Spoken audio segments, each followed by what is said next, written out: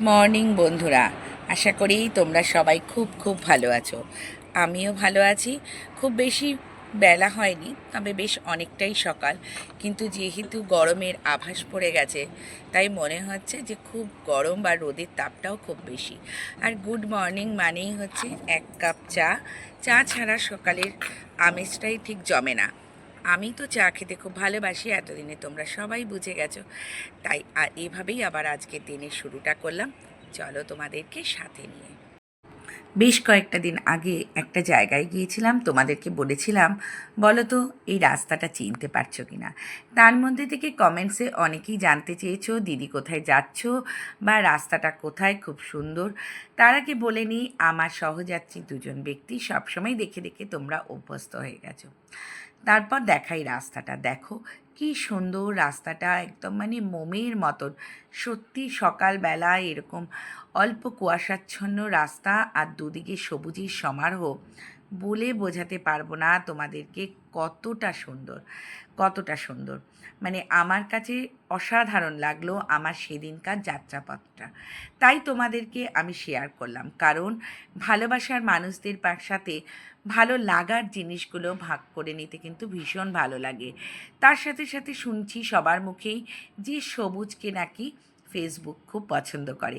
শুধু ফেসবুক কেন, সবুজ থেকে আমরা অনেক অক্সিজেন পাই।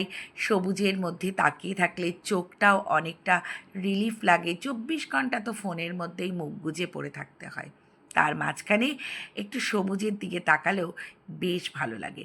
তাই চেষ্টা করলাম যতটুকু সম্ভব, হাতও নড়ছে। যাক, এবার দেখো কি প্রচণ্ড লাইন, কি প্রচণ্ড লাইন। আর কোথায় গেছি বলছি অবশ্যই বলবো। তারপরে আরও একটা ভিডিওতে আসল অংশটুকু তোমাদের কাছে তুলে ধরব। সবার হাতে দেখতে পাচ্ছ পুজোর ডালা। আমি চলে গিয়েছিলাম নৈহাটির বড় মাকে পুজো দিতে।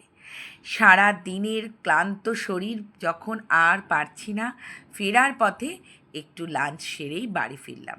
তখন বিকেল প্রায় 4টে ঘনিয়ে এসেছে, আর লাইন দিয়েছি 3.5 ঘন্টারও বেশি। কিন্তু মায়ের দর্শন এত সুন্দর পাবো ভাবিনি। যাক, চলে এসেছি খাওয়ার জায়গায়। এই যে একটুখানি ঘুরিয়ে ঘুরিয়ে ভিডিওটা করে নিলাম, কেমন ভেতরের অ্যাম্বিয়েন্সটা শেয়ার করলাম তোমাদের সাথে, সঙ্গে আমার লাঞ্চের মেনুগুলোও শেয়ার করলাম। বিশাল কিছু খাইনি, কারণ অনেকটা বিকেল। দেখো বন্ধুরা, কড়াইয়ের মধ্যে মানে ননস্টিকের প্যানের মধ্যে আমি কিন্তু বেশ কিছুটা বাটার দিয়ে দিলাম। একটা সস মাখিয়ে নিয়েছিলাম। 3টে সসকে একসাথে করে আমি কিন্তু পিৎজা পাস্তা সস বানিয়ে নিয়েছি। ক্যাপসিকাম এবং পেঁয়াজগুলোকে কিউব করে কেটে রেডি করে নিয়েছি। সুন্দর করে সাজিয়ে নিলাম টপ টপ টপ টপ করে দিয়ে দিয়ে। আর কী কী সস একসাথে করেছি সেটাও বলতে হবে। তাহলে হয়ে গেল pizza pasta sauce, chilli sauce, tomato sauce, mayonnaise একসাথে মিশিয়ে নেবে, হয়ে যাবে pizza pasta sauce. Oregano, chilli flakes এবং পিৎজা সিজনিং ওপর থেকে দিয়ে দিলাম। কিছুটা তোমার সুইট কর্ন দিয়ে দিলাম। আর প্রচণ্ড পরিমাণে যতটা সম্ভব চিজ দিয়েছি, কারণ এটা খেতে তখনই ভালো লাগবে যদি চিজটা বেশি হয়। টানবে। আর পুরো দুর্দান্ত একদম সুন্দর করে চিজটাকেও ওপর থেকে দিয়ে দিলাম।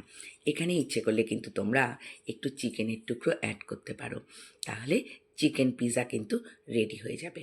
আশা করি তোমরা এতক্ষণে বুঝতে পেরেছো আমি কিন্তু পিৎজা তৈরি করছি। আর অবশ্যই বলে দিই, এটা কিন্তু পিৎজা ব্রেড নয়, এটা কিন্তু কুলচা। তার মধ্যে আমি কিন্তু পিৎজাটা রেডি করলাম। দেখো কি সুন্দর দেখতে লাগছে।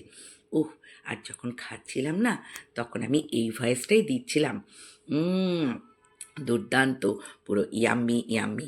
তোমরাও করে খেও।